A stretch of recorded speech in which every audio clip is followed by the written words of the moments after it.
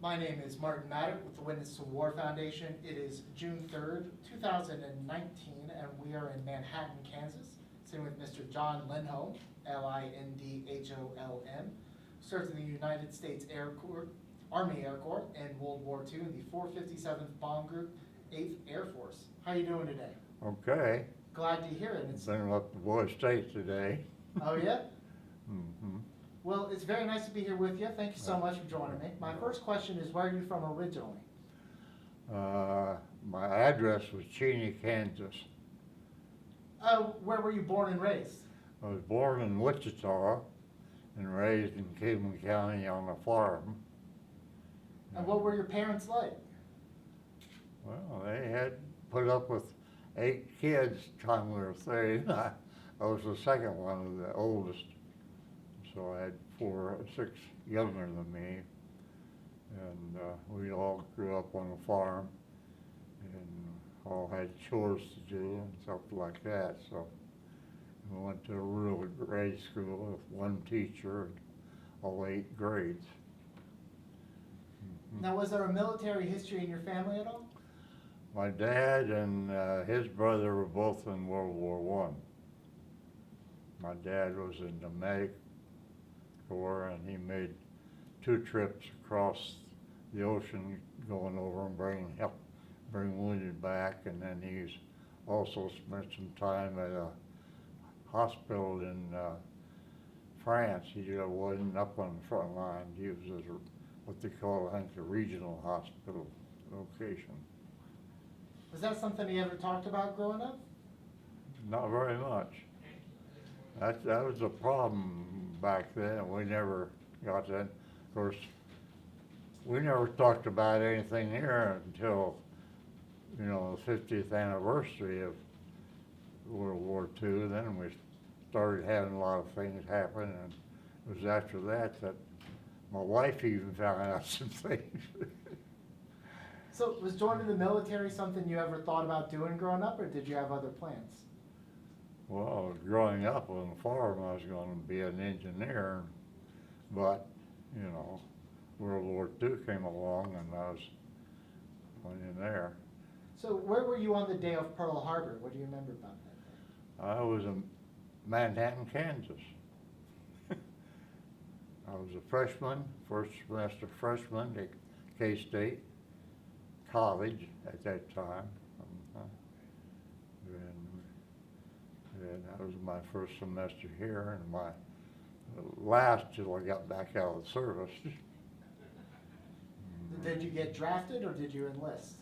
I enlisted in the Army Air Corps out of Fort Riley, and was called up in March of '43, and went to Kearns, Utah for boot camp, and then to Creighton University for college training detachment, then to Santa Ana, California, where we went through processing to check out whether we were physically able and mentally able, and to be, like, go through the pilot training program or the navigator bombardier.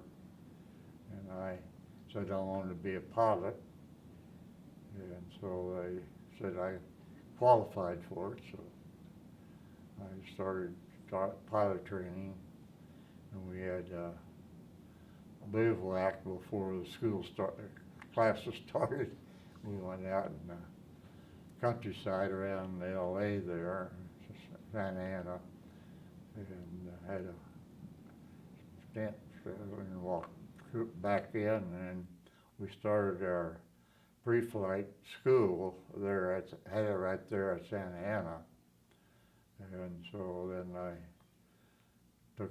we took a bunch of courses, including Morse code, and I was having a little trouble with Morse code, so they invited us to sign up for night class. So I did. By the time they got night class on, it all became clear to me, but I still had to go to class.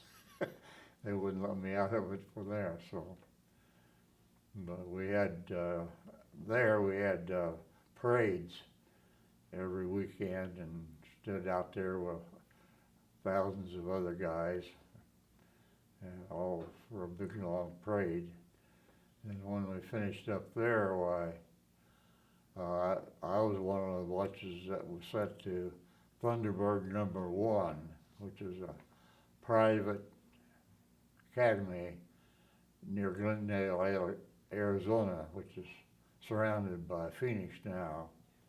And I had a civilian instructor, but we had military check pilots to check us out. And so I got there on my 20th birthday, I guess it was, and we flew the Stearman biplane, low wing biplane, an open cockpit, signaling and fabric covered, no metal, except the frames in it. And then we flew it there and the auxiliary fields around that area. And I soloed off of the main field. Some others soloed off of one of the auxiliary fields.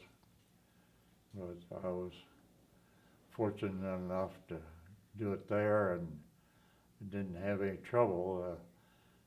The Stearman has narrow landing gear. And so if you aren't careful, you might drag a wing. And a lot of guys did, I never did. But when my instructor got out of the plane and said, solo, he said, now if you have plenty of room, don't taxi back around, but take on off and shoot another landing. Well, I was not that nervous. I was a little nervous about the length of the field, but so I would land, taxi down and around and take off again. The only thing he told me when I got back is, well, why didn't you take off instead of taxiing around? You had plenty of room. Otherwise, everything went on all right. That's awesome. And So after you successfully soloed, where'd they send you? well, we stayed there till I got our time period up. Unfortunately, or fortunately, my grandmother died, and my folks were able to give me a 10-day leave through the Red Cross. So I went back to Cheney for the funeral and visited. And of course, that put me back a class. So I was in 44E and I graduated in 44F. And so I had a different instructor when I went back. But I didn't have much of an instructor because I'd done all the things. But I did a lot of flying on my own. And so I'd take the Stearman out and fly wherever I wanted to and do a lot of maneuvers with it and enjoy it. Then we were finished up there, then we were sent to Polaris Flight Academy, which is the west end of the Mojave Desert in California. And we flew the BT-13 at the Vultee, and it's nicknamed the Vultee Vibrator. So it shook off a lot when you put the heat to it to take off. And so we got checked out in it and then do solo flying it too. And we were out there for, I think it was about 2 months each place. And we got through there. Then we went to Pecos, Texas for advanced flight training. And there we flew the Cessna AT-17 twin engine. And so we were there, we got checked out there, and that's the first time, well, we had some night flying at basic training. Night flying must be very tough in one of those old aircraft. Well, it's different, let's put it this way. The radio and communications, everything's it was pretty primitive then as compared to now. And, Definitely. And when we got to Pecos, of course, then we had, flight simulators, we had training in there and also, and, got checked out in the AT-17s, the twin engines. And then we had some instrument flying, and that would mean that we'd put some kind of big glass cover over the windshields, and then you wore a pair of goggles and you couldn't see out, but the co-pilot could see out. So if we had trouble with other airplanes in the area, well, he was there, but that was that. And then we took our first cross-country flight. It was from there, and we went from Pecos up toward north. We didn't make clear up to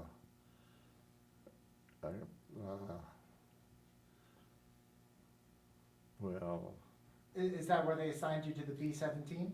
no, this was still Texas Okay. primary training, advanced training, and we flew up and back, over and back down, and I was having a little engine problems. So the first checkpoint I called in, and they said, well, enrich your mixture, fuel mixture. That doesn't solve up, bail out. That was a night flight. But I did enrich it, and everything smoothed out pretty much, and we got on around back to the base. Then we graduated in June of '44, and got our wings, and I got a commission as second lieutenant. Some of them were below second lieutenant rank. And we had a 10-day delay en route to get to Roswell, New Mexico. So I went home, and Roswell's where I learned to fly the B-17. Is that also where you got your crew? No. No, after we finished there, well, then we went to Lincoln. Lincoln was one of the main points through here.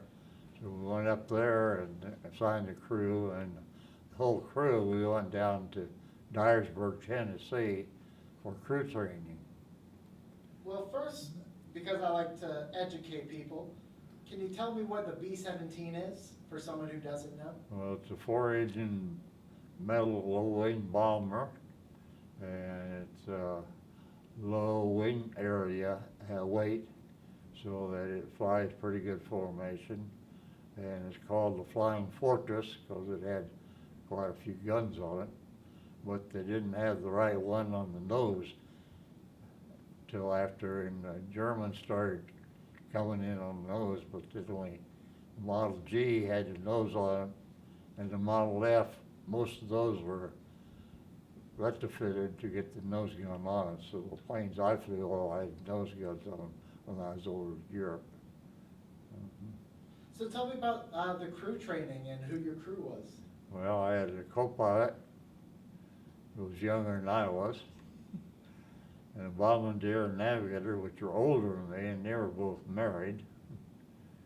And I had a flight engineer who was responsible for the Top Gun too, over behind the pilot, in the pilot compartment. And we had a radio operator who was to man a gun, one of the guns in the waist gun when we needed that done. Then we had a waist gunner, and we had a ball turret gunner, which is turret underneath the belly of the plane, and that had to be a little guy to get down there.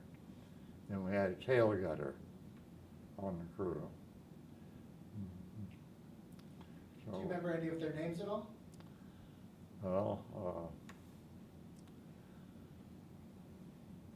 Abe, Al Barr was the navigator. The bombardier was, what was his name? Co-pilot was, I knew some of them. Abe Chalk was the flight engineer, and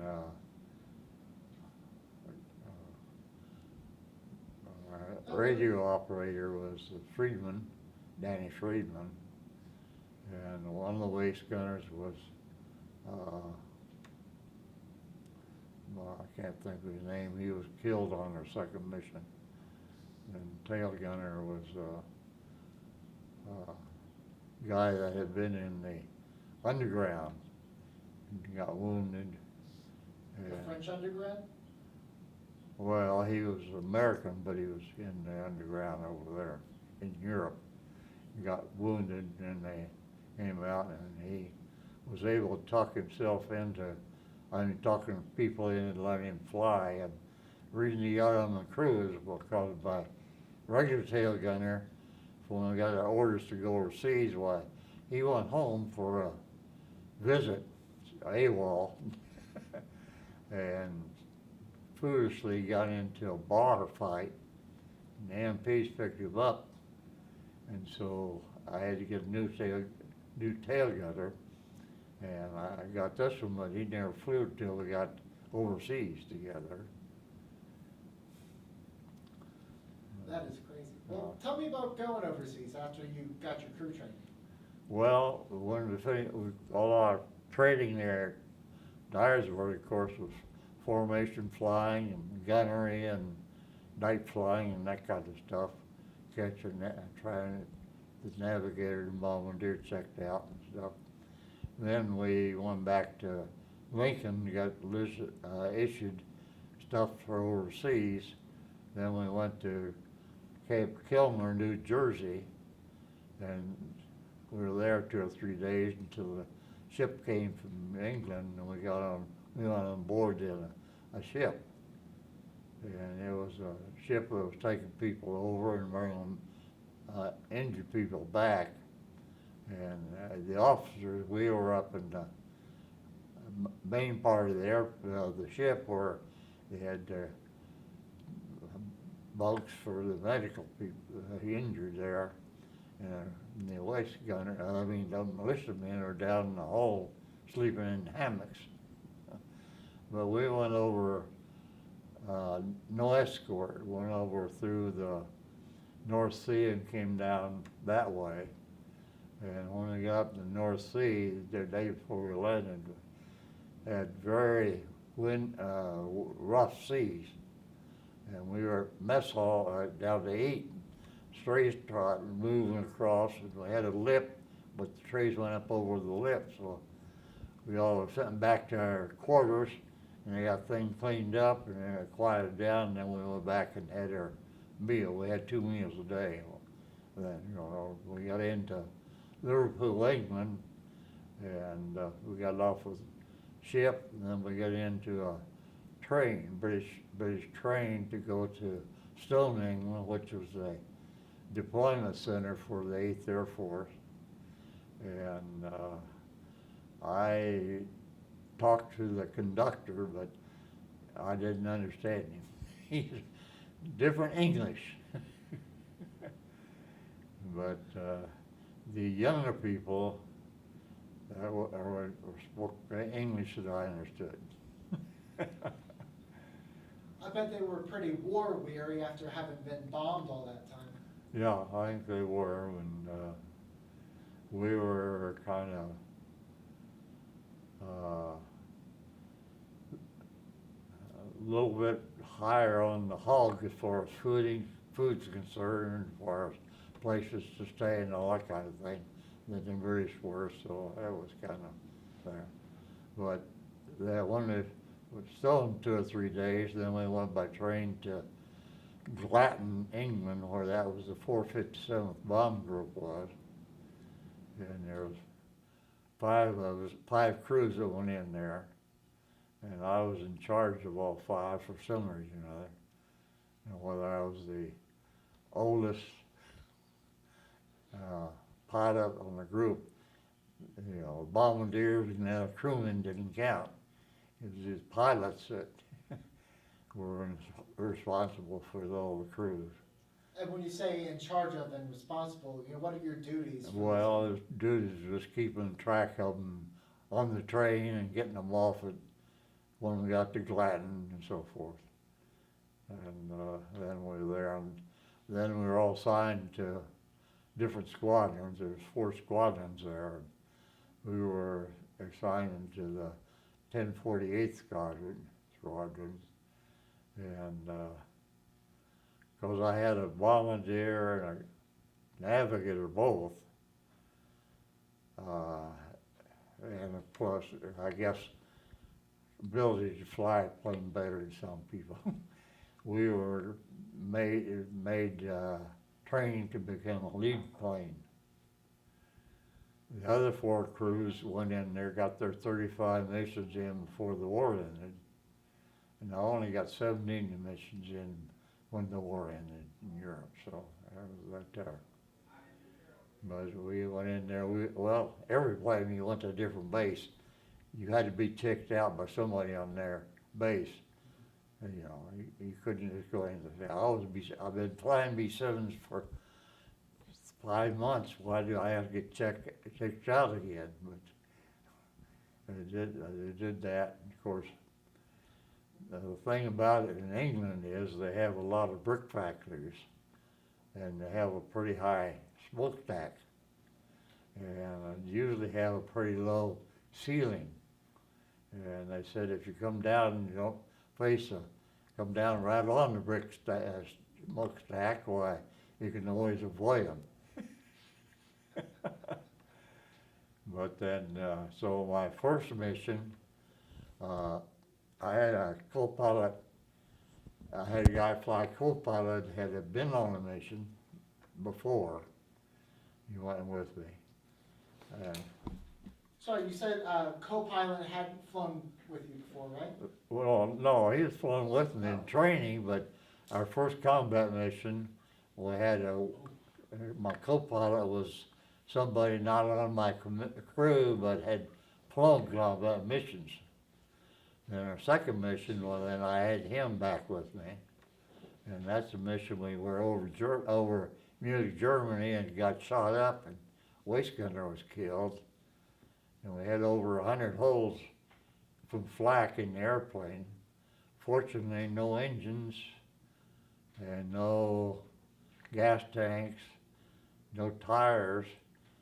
Well, it had an oxygen system shot out, but a radio operator was creased across the back of his neck, but other than that was a second mission, and so we had to, because the oxygen system, we had to drop down from about 10,000 feet for elevation, and then we got back to the base all right, and then of course we didn't fly for a couple of days because we had a funeral for the waist gunner, and I had to get another waist gunner into there. That must have been tough being there so short. You know, that was kind of a shocker, but did you ever get in touch with his family or anything? His wife was a nurse, and she came and visited the base over there one time. She was over that way, but he was from northwest Washington, up near north of Seattle, up there to town. And then, so. Well, can you tell me more about that mission from the beginning? You said it was over in Munich. Walk me through what happened that day. Well, we take off from the base and order which we're supposed to get together as a squadron or a group, and sometimes you go through clouds to get above them, and one time, and not this particular mission, but another mission, the lead crew went down the runway, and that scattered the fog off, so the rest of us could see the runway. But as soon as you got off the ground, you were into the weather, so you had to fly a certain time, a certain rate of climb, certain distance, time, and then turn and go on out till you get above the clouds. Then we'd get together somewhere up above the clouds somewhere. The one mission that I was deputy lead I had rendezvous the group. It was over in northern France with the lead crew. Their plane caught fire and went down off the end of the runway and it blew up, killed everybody but one guy. And so they had to rendezvous the group, wait till they got a new crew over there to take over. And so that was that. But on a mission to Munich, why, we just got together, flew over, and went on the bomber. We were into bombing the railroad yards in Munich, is what we were going in for. And of course, railroad yards is one of the places that are highly protected with guns. So that's why we had a lot of flak coming up. Fortunately, we didn't have any injuries other than that, but there was a can of brake fluid on the co-pilot seat got punctured, and the section mount in the nose of the plane, out in the plane, it got hit. And so we got a lot of holes. Well, I'd like to ask about the helmet. Tell me the story of the helmet here. Well, that was our 11th mission. And we were going into an airfield in northwest Germany, and we're going in at 18,000 feet, which is pretty low. We didn't like that. Because the lower you go in, the more accurate that guns are. And so we were on the bomb run, and I was wearing this helmet over my others. I'll put it on for you. Of course, I had a liner in it, and we were on the bomb run when we got hit, and flak came through between the windshield, the upright hit me right there, and landed into the radio right behind me. I didn't know it was there until I went to tune it when we got back close to the base, and it was there. But I was flying deputy, a high group that time, high squadron, and I was flying, the person I was flying off, he got hit too, but about the only thing it did to his plane was knock out his pillar tube, so he didn't have any airspeed indicator. So he had to fly off with the other groups, squadron to finish up. We were on the bomb run, and of course when I got hit, the oil lines to the two right engines, oil pressure started dropping, so I had to get out of the formation and feather those two engines. So we just plowed up the field with our bombs. And then we took off to come back to base, and we flew back across the North Sea with the two right engines feathered. And it was a British Lancaster bomber that circled us with his gear and flaps down till we got across the North Sea. And as soon as we got close to the North Sea, then he took off and went home, and we flew on into the base and were able to land it with the two engines feathered. And of course, you trim it up when you get the two shots, but when you're going to land, when you pull the speed back, it's hard to retrim for that landing, so mostly it's footwork to hold, to count it, which that's all right. And we got down on the ground, and as soon as we got on land, they said, get off the runway. Well, I pulled off the runway and couldn't do anything else. And they finally come out in a truck and picked us up, and then if somebody came out and pulled the airplane back to its spot. And it was a plane that was going to be used as a lead. It was a lead plane. Well, since it was pulled that way on two, it got demoted to just a wing plane, and I never flew it again there. And that was my 11th. And when I got 17 missions in when the war ended in Europe. Couple questions. Any of the planes fly have a name or a painting on the side that you remember? Well, no, not really. I didn't have a plane assigned to me. I flew several different ones. And then I flew a different plane from a different group home from Europe, and when I came back to the States. Sure. Well, you have a couple other pieces of history there. One of them is the ration book, one of them is your diary. Yeah, we got issued a ration book when we came home on our delay en route to Okinawa. So we were here 30 days, and so we got a ration book.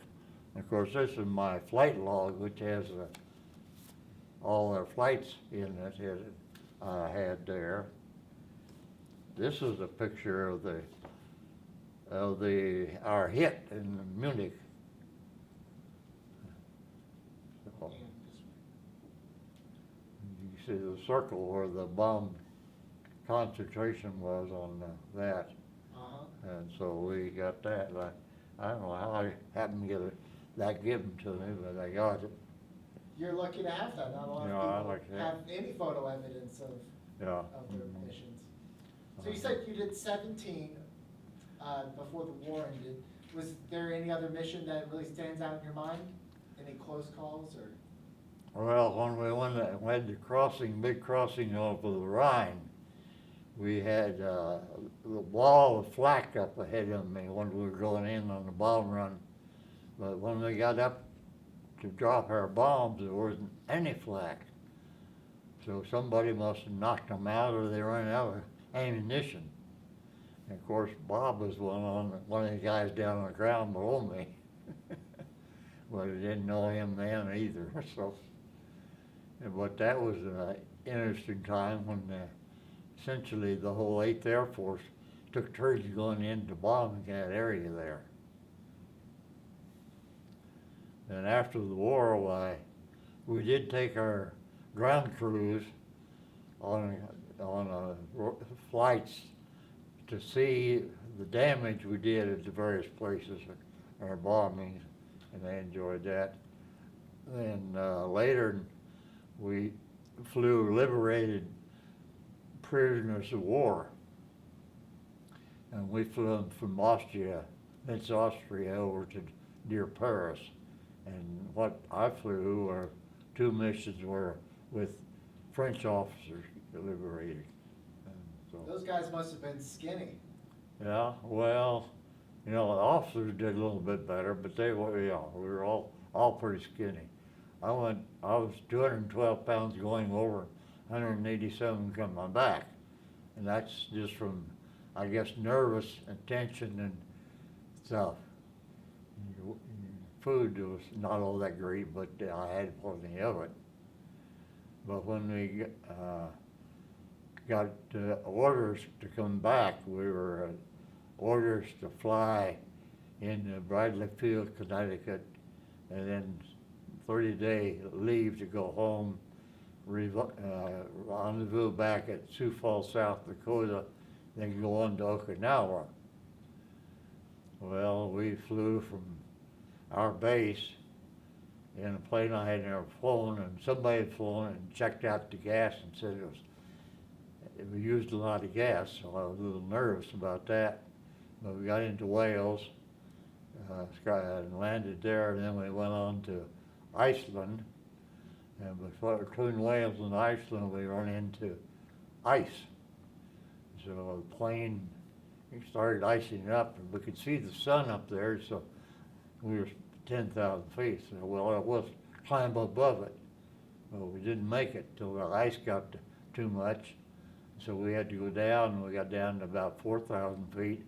It was warm enough that the ice melted off the plane and propellers and stuff, and they're banging against the cockpit. And when we got into Iceland and landed, and then we spent the night there, but the sun was up when we went to bed, the sun was up when we got up that time of the year. And so then we flew a checkpoint in Greenland and emergency landing strip there if you needed it. But we didn't, I didn't know if anybody had to use it. But then we flew into Goose Bay, Labrador, and landed there. Some others didn't follow the rules, and they just flew right on into Bradley Field. So what happened to us is we landed on Labrador, and we had to spend there a couple of days before we could come on down. And on the way down, we went through a front, and I called in to get permission to get down below it, but I never heard a word from it. By the time they got back to me, I was already down there. So then we landed at Bradley Field, and I had my helmet with me, and I kept it in my bag, and I brought it on home. And then we went by train, and I went from there out to Fort Lewis, Washington, because I gave address of a girlfriend. And so that's where I was sent. Oh, yeah. So we were a couple of troop cars attached to a civilian train going across North Dakota and in that area up there. And then, of course, I flew sandbag from Seattle down to Topeka, hitchhiked home, then went back the same way back to Seattle, and then we bought a train from there back to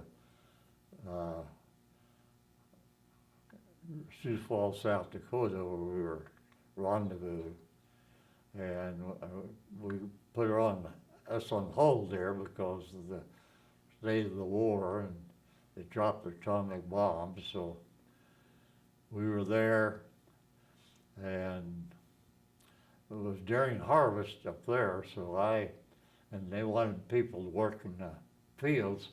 Since I grew up on a farm, I went out to one of the farms and stayed. And if I had to come back, why, somebody called me.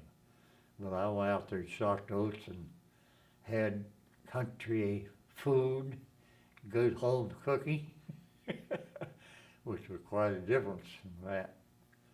But another thing is that when I was there at Sioux Falls, one of my grade school and high school classmates, her husband was head of one of the mess halls there. So I got to go over there too and got some steaks and stuff, which other people didn't get. But then when I got our orders canceled, then later I was transferred to Walker Air Base out here. And we were sandbagging in C-47, and pilot came on the intercom and said Japan had surrendered. Well, I was supposed to become a B-29 instructor. Never had him flown on B-29. And now there's no war. And yeah, but there was a group training at Walker that went over to Japan in the occupation, and the adjutant was a guy I had run into in New Mexico at B-17 training, and he tried to talk me into going with him to Japan. I said, no, I don't want to go over there. Well, I didn't want to go with him. That was the main thing. So we had a B-17 there. So I flew it. All the other guys that came in with me were B-24 pilots. And so I took them up to get their flight time in, and I did a lot of ferrying. Went out to Colorado, down to New Mexico, went back to Michigan, and several places, just ferry people. And the general, went over the charge of the group that went in occupation, he went home to East Lansing for a visit, so I had to pick him up there and take him back to the base when they got ready to leave. So then after spending a while there, I went back up to Lincoln to get out, and then I came back to home, got down in time to help with wheat planting. And then in the spring of '46, I went back to K-State and got my degree, started my degree work there. Well, just a few other questions and we'll wrap up for today. What do you want future generations to remember about World War II? Well, I think that the main thing is World War II was a war we fought to win. And none of them since then are that. And I feel sorry for all the guys that fought wars after that they weren't in to win the war. But I think the people should know that if we hadn't won the war, we would have been occupied by either Germany or Japan, and we would have been a lot different situation here. So the thing is, freedom and our way of life is expensive, but it's the best thing there is in the world as far as I'm concerned. I consider this to be the 75th anniversary of D-Day, even though that's in a couple of days. But what do you want future generations to remember about D-Day? I know you weren't involved, but. Well, they ought to know what kind of a sacrifice our soldiers made at D-Day, because lots of them never made it even to shore because of the tide and gunfire and everything there. So, and a lot of them just got onto the beaches and were killed.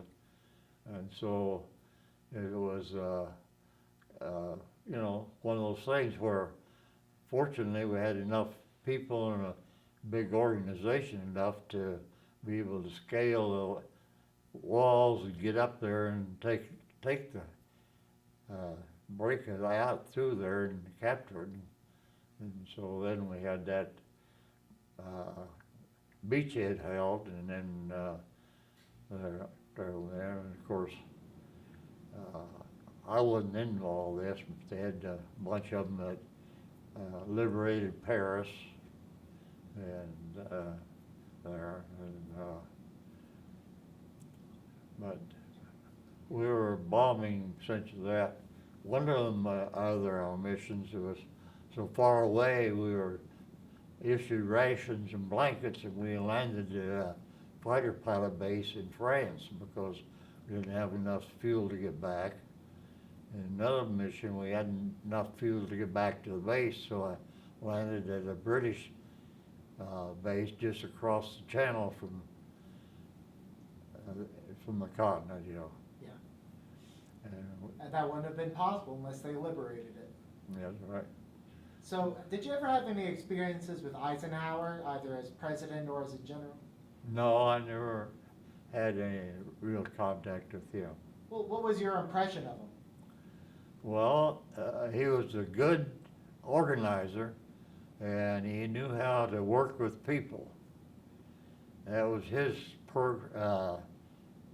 compared to MacArthur. He was very more diplomatic and how to work with people, and he had some people. He had Patton and Montgomery, British guy. Well, they were pretty temperamental, I guess you'd call them.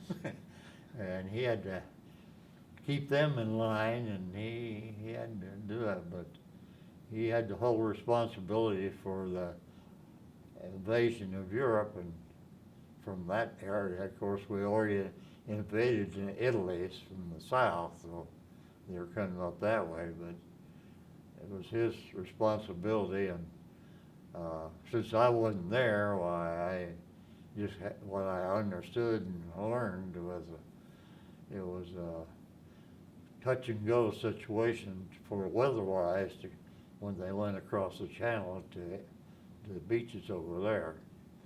And we did a fairly good job of camouflage in that we had what looked like a whole army, certain places in England that were just silhouettes and stuff, buildings and machines and guns and stuff. They were just silhouettes. But the Germans didn't know that, so they'd have people right across the channel from them, and they stayed there. And of course, where we were then, they didn't have all of those until after we got landed. Then they started pulling some more people out of the other places to come after our guys. Well, I'll give you the last word. If you have any final thoughts, words of advice, or closing statements for anybody watching this in the future. Well, I think people ought to remember that we have freedoms here. We have to protect it. And it may require us to fight another war, who knows? But we don't need to subterfuge our government because of that. Our government is, I think it's the oldest form of government that exists right now. And it's been the best one. And we have a lot of people way off to the left right now that want to change that, which to me is the wrong way to go to keep America strong there. And so that's what my census is, that you have to fight for it. And most of the guys that I know that have been in the military recently are aware of that too. The civilians, I don't think a lot of them are aware of the fact that we're fighting for their freedom and their ability to do what they want to do and everything else. Absolutely. Well, John, I can't thank you enough for taking the time to share your stories today. It's an honor and a pleasure, but most importantly, thank you so much for your service. Well, you're welcome.